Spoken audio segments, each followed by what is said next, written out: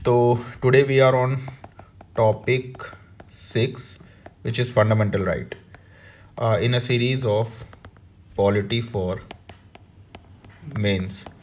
तो आइए इसको कवर करते हैं। तो first of all we all know कि fundamental right comes under part 3 under article 12 to 35। ठीक है, we will cover all the articles comprehensively. So सबसे पहले कहते हैं कि इंडियन कॉन्स्टिट्यूशन की आत्मा और कॉर्नरस्टोन ऑफ इंडिविजुअल लिबर्टी। ठीक, तो सबसे पहले इंपॉर्टेंस क्या है फंडामेंटल राइट का, आइए समझते हैं कि ये इतने इंपॉर्टेंट क्यों है। सबसे पहले कि ये राइट्स हमें स्टेट की टायरनी से बचाते हैं। तो स्टेट की टायरनी यहाँ एक इम्पॉर्टेंट वर्ड है। इसका मतलब कि अगर स्टेट अननेसेसरी आपको कल को चढ़ के गवर्नमेंट आपके साथ कुछ भी ऐसा करती है जो सही नहीं है, तो you have right to defend case against state in high court, supreme court and wherever it is possible. तो this power gives by constitution to you. Now political democracy promote करने का जरिया है। ठीक, फंडामेंटल राइट जैसे you have right to vote, but that is not a fundamental right, but you have right to express your views which comes under article 19। ठीक है, then you have कि individuals की लिबर्टी को safe guard करते हैं against state invasion.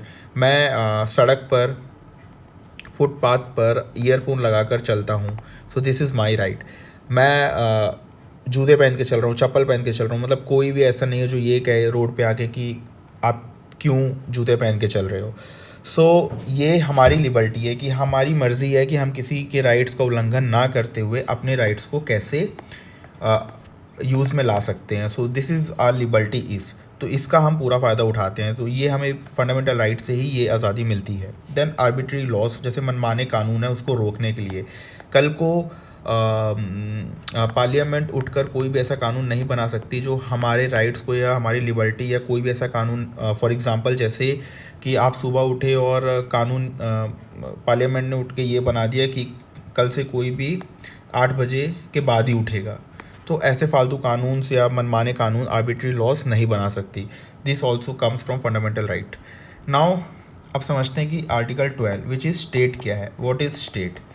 तो state को हम समझते हैं अलग अलग जजमेंट से और डेफिनेशन से।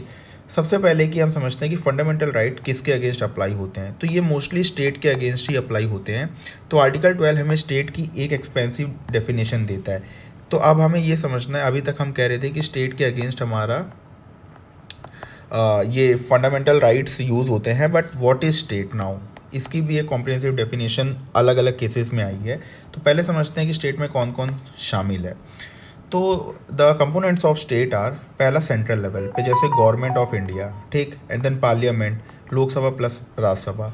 Then at state level we have state governments and legislatures, Vidhan Sabha and Vidhan Parishad.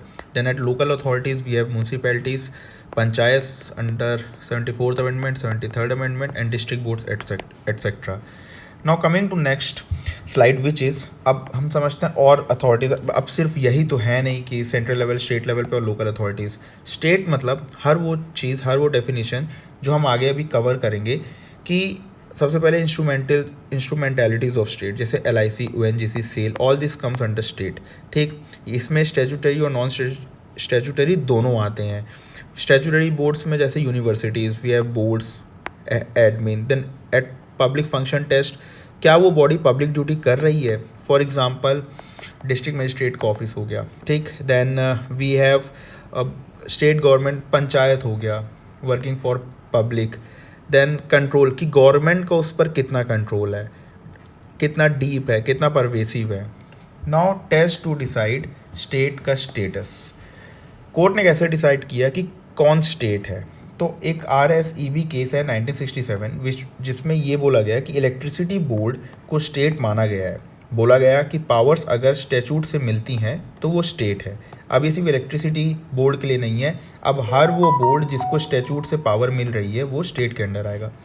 Then RD Shetty 1979, इस केस में कहा गया 5 पॉइंट टेस्ट, एक बेसिकली एक डायरेक्शन दी गई कि कितना एक्सपेंडिचर गवर्नमेंट की तरफ से, उसका कंट्रोल कितना, उसकी मोनोपोली कितनी है, क्या वो पब्लिक फंक्शन में है और उसका ओरिजिन क्या है। इस सब बेसिस पे डिसाइड होगा कि वेदर इट इज़ स्टेट और not.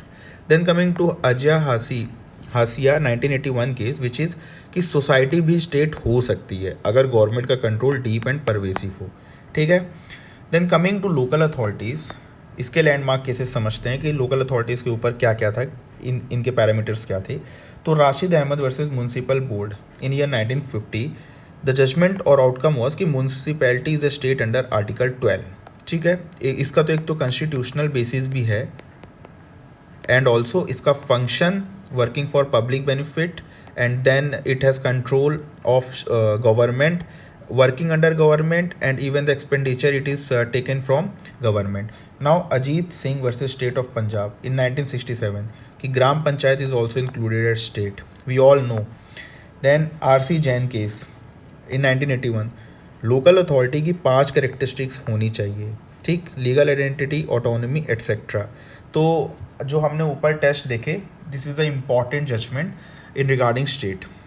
Now the famous BCCI case, Zee Telefilms verdict, इसमें आउटकम ये था कि BCCI इज़ नॉट स्टेट। कैसे? SC हेड दैट कि BCCI performs public functions but it is not under deep and pervasive control of the government. और अगर हम इस वाले केस में देखें RD शेट्टी में, तो यहाँ और अजय हसिया केस में कि deep and pervasive is an important word mentioned in this case, even in this case also कि मोनोपोली और कंट्रोल कितना है। और अब इस केस में आते हैं जी टेलीफिल्म्स वाले में, इसमें लिखा है कि डीप एंड परवेसिव कंट्रोल नहीं है। तो दैट्स वाई अगर उस डेफिनेशन में एक भी प्रॉपर वर्ड नहीं काम कर रहा है, तो दैट मीन्स कि that will not come under state. तो BCCI एक प्राइवेट बॉडी है जो पब्लिक ड्यूटी परफॉर्म करती है, बट आर्टिकल 12 में फिट नहीं बैठती। Now coming to next slide कि इस जुडिशरी स्टेट, इस पर भी कन्फ्यूजन था, बट अब नाउ हम समझते हैं, अगर तो जुडिशरी अपनी एडमिनिस्ट्रेटिव कैपेसिटी में काम कर रहा है, जब कोर्ट स्टाफ अपॉइंट करता है या रूल्स बनाता है, तो वो स्टेट है, ठीक है। But if it is working in judicial capacity, मतलब वो अपने ऑर्डर्स पास कर रहा है, जैसे जब जज फैसला देता है जुडिशियल ऑर्डर्स, तब वो स्टेट नहीं है, ठीक है। ये एक बहुत ही इंपॉर्टेंट पॉइंट है, क्योंकि it is also been asked in certain exams. तो article 32 can not challenge a judicial order, ठीक है। अगर आप कोर्ट ने कोई ऑर्डर दिया है, तो आप उसके खिलाफ कोर्ट में जाके आर्टिकल 32 का यूज़ करके क्लेम नहीं कर सकते हैं। Now we have case Riju Prasad Sharma versus state of exam में ये डिसाइड हुआ था, ठीक, in 2015। Now reference in other laws and article 36 DPSP part 4 के लिए भी स्टेट की वही डेफिनेशन है जो आर्टिकल 12 में है, ठीक है, ये बात क्लियर है। Then general clauses act government and local authority की सिमिलर डेफिनेशन देता है। फर्स्ट ऑफ ऑल कि जो गवर्नमेंट है एंड लोकल अथॉरिटी है, इसकी सिमिलर डेफिनेशन देता है general clauses act. And then prevention of corruption act government corporations को इंक्लूड करता है फॉर ब्राइबरी लॉस। तो ये जो एक्ट है प्रिवेंशन ऑफ करप्शन एक्ट, ये गवर्नमेंट कॉरपोरेशंस को भी इंक्लूड करता है। Now a quick recap summary for article 12। State का मतलब सिर्फ सरकार नहीं है, इसमें पार्लियामेंट, लोकल बॉडीज़ और एजेंसीज लाइक ONGC भी आते हैं।